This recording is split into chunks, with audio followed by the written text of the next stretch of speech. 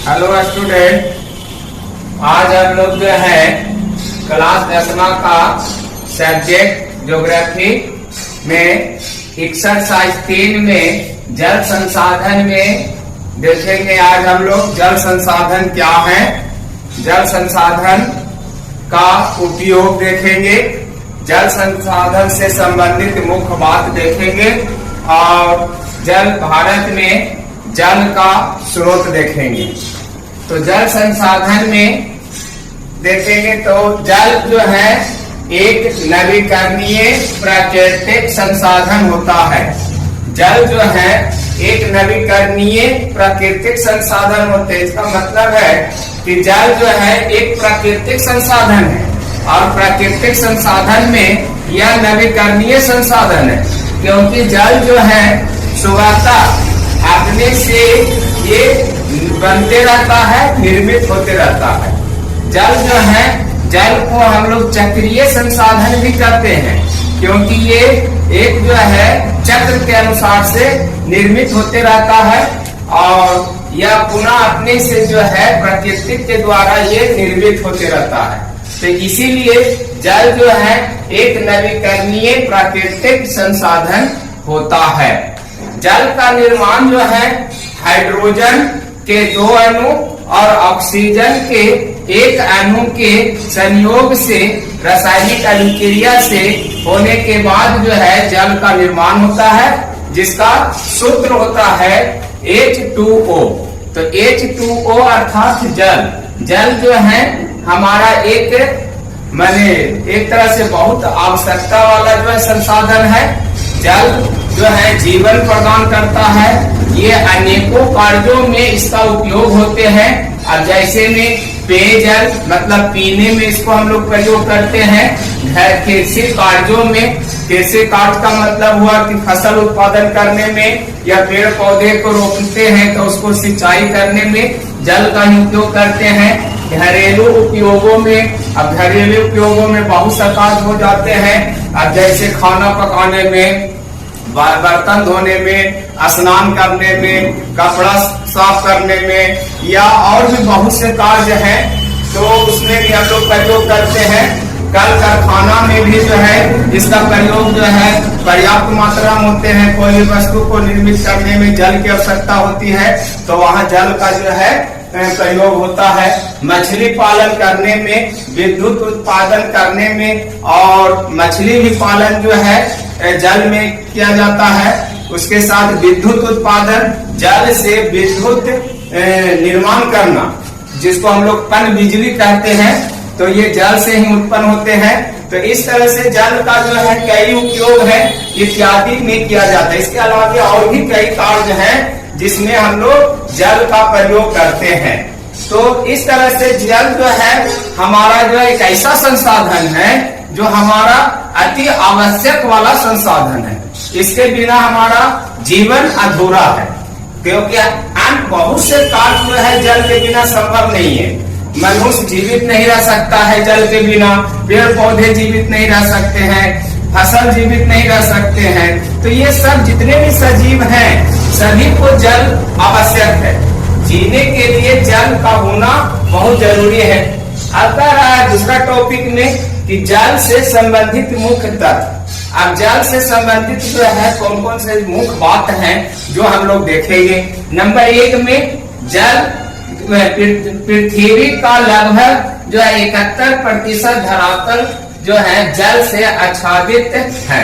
मतलब इसका मतलब हुआ कि पृथ्वी पर जो है लगभग पूरे पृथ्वी का 71% भाग में जल ही है। माने लगभग 71% भाग में जल है, बाकी शेष जो है आपका स्थल है।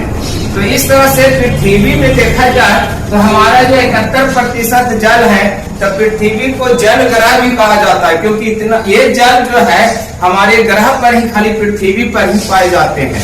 और भी ग्रह पर हैं, लेकिन ये सबसे ज्यादा मात्रा में हमारे पृथ्वी पर है। अन्य ग्रह पर जो अंशतः मिलते हैं, वाष्प के रूप में कहीं मिलते हैं, कहीं पर तो है ही नहीं है। बहुत से ऐसे ग्रह हैं जहाँ पर जल का अंश भी नहीं है। तो इस तरह हमारा पृथ्वी पर जल जो है सबसे ज्यादा पर्याप्त मात्रा में है।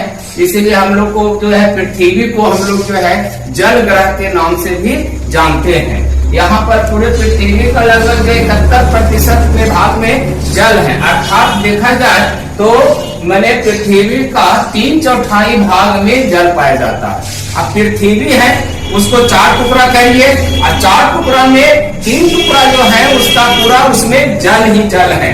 अर्थात जैसे आपको जो है यह पृथ्वी है, अब इस पृथ्वी जो है गोलाकार है, इसको 4 भाग हम लोग करते हैं तो 4 भाग में 3 भाग में जो है जल ही जल है, बाकी 1 भाग जो है स्थल में है। तो 3/4 भाग जो है आपका जल पाया जाता है, 3/4 भाग में लगभग जल ही जल है। दूसरा जो है महत्वपूर्ण बात यह है कि पृथ्वी पर जो कुल उपलब्ध जल का 96.5% जल महासागर में है, मतलब 96.5% जो जल है वो हमारे महासागरों में है। और ये जो जल है वो खारा जल है, मतलब लवणीय जल है। इसका उपयोग हम लोग पीने में या घरेलू कार्य में या फसल उत्पादन करने में नहीं कर सकते हैं, क्योंकि ये लवणीय जल होता है। लवणीय जल खारा जल का जो है हम लोग उपयोग दैनिक जीवन में मुख्य रूप से नहीं कर सकते हैं। अर्थात बाकी जो शेष है उसमें 2.5% जल जो है मीठा जल है, अर्थात यही जल जो हमारा है पीने योग्य है। अर्थात इससे हम जो है घरेलू कार्य भी करते हैं और फसल उत्पादन का भी कार्य करते हैं और माने अन्य कार्य भी इसी कार्य जल से करते हैं। तो इस तरह से देखा जाए तो पृथ्वी पर जो जल है तो जल 2 रूप में पाए जा रहे हैं, एक खारा जल और दूसरा मीठा जल। तो खारा जल पृथ्वी पर आपका जो है 96.5% है जो महासागर में है, और बाकी जो 2.5% जो आपका जल है वो मीठा जल है। और मीठा जल जो है कई स्रोतों में पाए जाते हैं। अब जैसे भूमिगत में है, ये आगे हम लोग चर्चा करेंगे, ये भूमिगत में है, भूमि के अंदर है, पृथ्वी के अंदर में संचित है, नदी में है, तालाब में है। आपका नदी तालाब जलाशय हो गया, फिर आपका जो है बर्फ वाला पहाड़ में है। तो इस तरह से मैंने विभिन्न जो है स्रोतों में बटा हुआ है, लेकिन हमारा जो है 2.5% जो है भूमिगत जल जो मीठा जल है वो पीने योग्य जल है, काम करने योग्य जल है। तो इस तरह से जल 2 रूप में होते हैं, एक खारा जल के रूप में और एक जो है आपका मीठा जल के रूप में। और ये दोनों जल में सबसे ज्यादा खारा जल उपलब्ध है और सबसे कम मीठा जल है। हालांकि वर्षा का जल जो है ये भी मीठा जल में आते हैं, नदी का जल ये भी मीठा जल में आते हैं, हमारा जलाशय का भी जल जो है वो भी मीठा जल में आते हैं, महासागर का जल जो है हमारा खारा जल आते हैं जिसको लवणीय जल कहते हैं। तीसरा टॉपिक में है पृथ्वी पर अधिकांश जल दक्षिणी गोलार्ध में विद्यमान है, मतलब पृथ्वी का जो है माने पूरा जल जो है लगभग माने अधिकांश जल माने पूरा जल जो है लगभग वो पृथ्वी के आपका दक्षिणी गोलार्ध में है, माने दक्षिणी गोलार्ध में जल ही जल है, कुल महासागर है। तो इसीलिए कहा गया है कि पृथ्वी का उत्तरी दक्षिणी गोलार्ध को हम लोग जो है जल का गोलार्ध कहते हैं। पृथ्वी में जो है 2 गोलार्ध होते हैं, एक उत्तरी गोलार्ध होते हैं और एक दक्षिणी गोलार्ध होते हैं। तो दक्षिणी गोलार्ध में जो है पूरा जो भी है आपका जल ही जल है। तो इसीलिए जो पृथ्वी का जो दक्षिणी गोलार्ध है उसको हम लोग जो है जलीय गोलार्ध के नाम से जाना जाता है। ये बाकी जो है लेकिन उत्तरी जो गोलार्ध है वो उत्तरी गोलार्ध में स्थल है, तो स्थल रहने के कारण इसको हम लोग जो है स्थल गोलार्ध के नाम से पुकारते हैं या फिर कहते हैं। तो इस तरह से हम लोग ने जो है जल के बारे में देखा कि जल हमारे पृथ्वी पर लगभग 71% भाग में जल है, अर्थात 3/4 भाग में जल है। अब 3/4 भाग में जल जो है मतलब उसमें कुल जल का कुल जितना पृथ्वी पर जल है वो कुल जल का 96.5% जल महासागर में संचित है, वहां है जो लवणीय है, अर्थात खारा जल है, इसका उपयोग हम लोग दैनिक जीवन में नहीं कर सकते हैं। और 2.5% जो जल हमारा है वो मीठा जल है, भूमिगत के रूप में है, और ये हम लोग इसी जल का उपयोग पीने में या घरेलू कार्य में या फसल उत्पादन करने में करते हैं। पृथ्वी का जो मैंने दक्षिणी गोलार्ध में पूरा अधिकांश जल दक्षिणी गोलार्ध में है, इसीलिए दक्षिणी गोलार्ध को जलीय गोलार्ध या जल गोलार्ध के नाम से पुकारते हैं या कहा जाता है। उसके उत्तरी गोलार्ध में जो है, पृथ्वी का जो उत्तरी गोलार्ध में है वो आपका जो है स्थल है, तो इसलिए इसको स्थलीय गोलार्ध कहा जाता है। अब जो है भारत में जो जल का स्रोत, तो भारत में जल का जो है कहां कहां से हम लोग प्राप्त कर लेते हैं। भारत में जल का स्रोत क्या है, मैंने किस किस स्रोत से जल उपलब्ध हो जाते हैं। तो भारत में जल का जो स्रोत है, मुख्य स्रोत कई है। कई में पहला आते हैं कि भारत में जल जो प्राप्ति करता है वो वर्षा से पहले कर लेता है। अब मैंने भारत में जो जल का जो स्रोत प्राप्ति होती है वो वर्षा से होती है। दूसरा भूमिगत से हो जाती है, भूमि के अंदर से जल का जो उपलब्ध कर लेता है। तीसरा नदियां से प्राप्त करते हैं।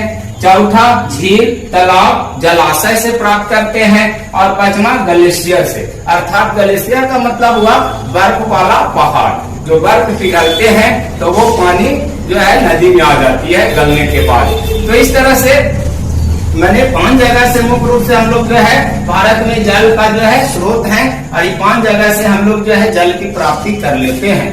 भारत में जो वर्षा द्वारा प्रति वर्ष लगभग जो है 4000 मैंने क्यूबिक मीटर जल मिलता है। हम लोग को जो जल वर्षा से जो जल मिलता है, बरसात होती है, तो उससे भारत में औसतन देखा जाए तो प्रति वर्ष जो है लगभग 4000 क्यूबिक मीटर जो है क्षेत्र में हम लोग का जल उपलब्ध प्राप्त हो जाता है। औसतन के रूप में 4000 क्यूबिक मीटर जो है जल मिलता है प्रति वर्ष।